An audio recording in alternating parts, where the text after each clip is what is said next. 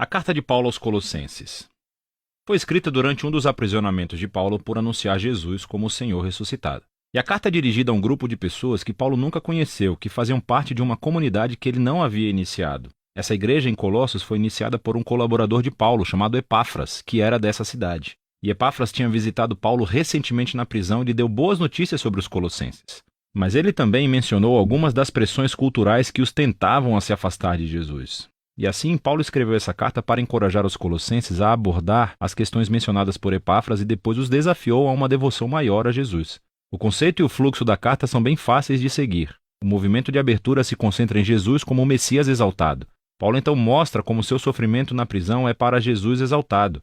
E então ele aborda as pressões que tentam os colossenses a se afastarem de Jesus. Depois disso, ele explora um novo modo de vida que a ressurreição de Jesus criou para eles. Então, a carta começa com duas orações. Paulo primeiro agradece a Deus por ter ouvido de Epáfras que os colossenses têm sido totalmente fiéis a Jesus, mostrando amor a Deus e ao próximo, tudo por causa da esperança que tem na nova criação que Jesus tem reservado para eles. E então ele continua orando para que eles cresçam em sabedoria e em compreensão sobre Jesus.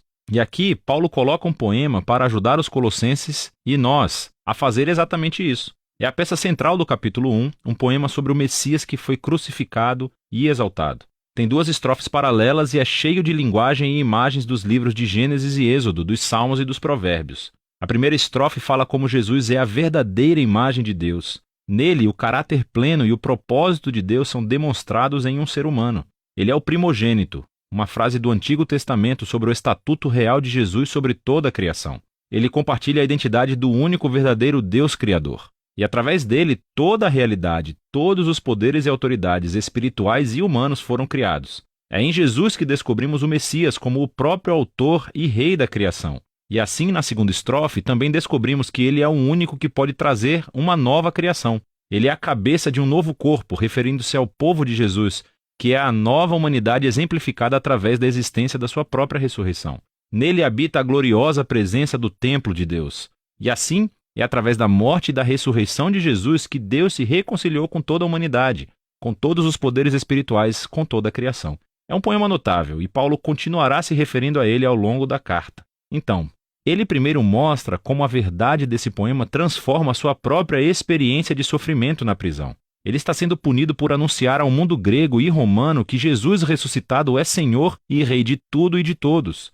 E assim, o seu sofrimento, pensa ele, não é um sinal de derrota, mas sim a maneira dele participar do sofrimento de Jesus como um ato de amor. E desse modo, as suas dificuldades são na verdade motivo de alegria.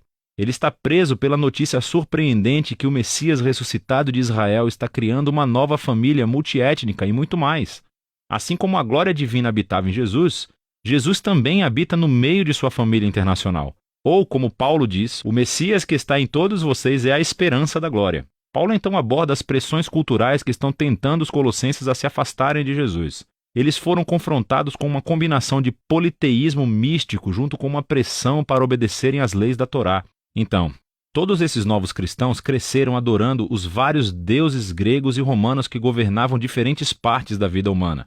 E muitos simplesmente adicionaram Jesus como mais uma divindade que eles poderiam adorar. Houve também uma grande pressão da comunidade cristã judaica para que esses não-judeus demonstrassem o seu compromisso com o Messias, adicionando a observância às leis encontradas na Torá.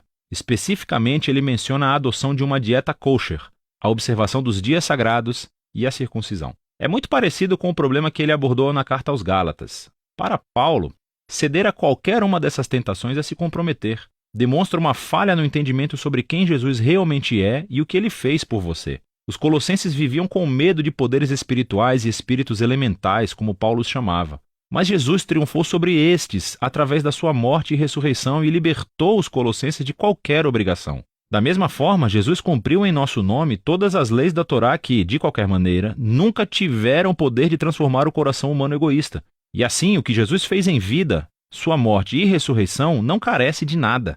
Não precisa ser complementado com o seguimento das leis. E de qualquer maneira, ele é a realidade para a qual todas as leis da Torá estavam apontando. Em vez das leis, os seguidores de Jesus têm o poder da ressurreição para mudá-los, que é o que ele vai explorar. Seguir a Jesus significa unir-se à sua nova humanidade, porque as suas vidas agora se uniram à vida de Jesus ressuscitado. E é por isso que Paulo desafia os colossenses a colocarem suas mentes nas coisas acima, onde o Messias está sentado ou governa à direita de Deus. Paulo não está querendo dizer, pense como você um dia deixará a terra e irá para o céu. Pelo contrário, os céus são o lugar transcendente do qual Jesus governa sobre toda a criação.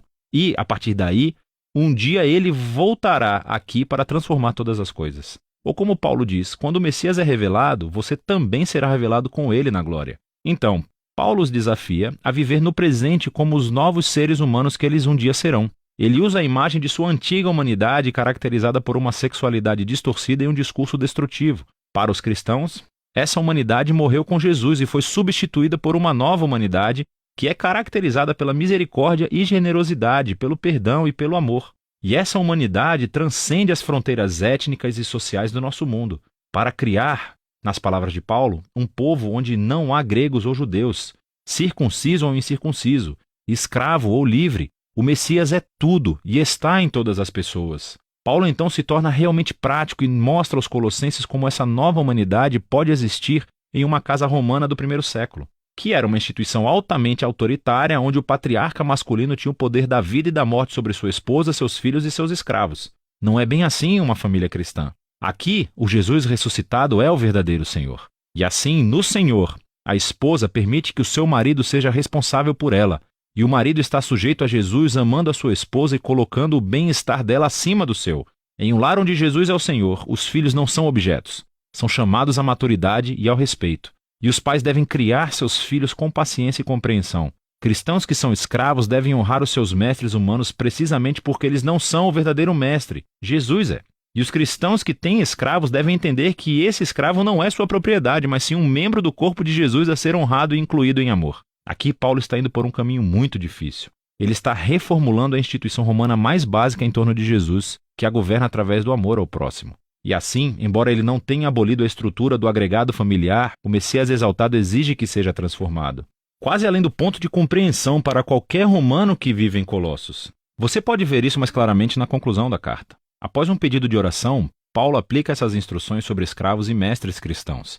E descobrimos que Tíquico é quem leva e lê a carta aos Colossenses. Ele é acompanhado por um certo Onésimo, que foi um ex-escravo de um cristão colossense chamado Filemão. E descobrimos, por outra carta endereçada a Filemão, que Onésimo havia escapado de seu mestre. Era um crime digno de prisão. Mas Paulo pede a toda a igreja para saudar Onésimo como um irmão fiel e amado no Senhor. E então, na carta a Filemão, Paulo diz que ele deveria receber Onésimo não mais como escravo, senão como um irmão. Ele termina a carta em grande estilo. Na carta aos Colossenses, Paulo nos convida a ver que nenhuma parte da existência humana permanece intocada pelo domínio amoroso e libertador de Jesus ressuscitado. O nosso sofrimento, a nossa tentação de abdicar os nossos valores, do nosso caráter moral, a dinâmica em poder em nossos lares, tudo isso deve ser reexaminado e transformado. Somos convidados a viver no presente como se a nova criação tivesse realmente chegado quando Jesus ressuscitou dos mortos. E é disso que se trata a carta aos Colossenses.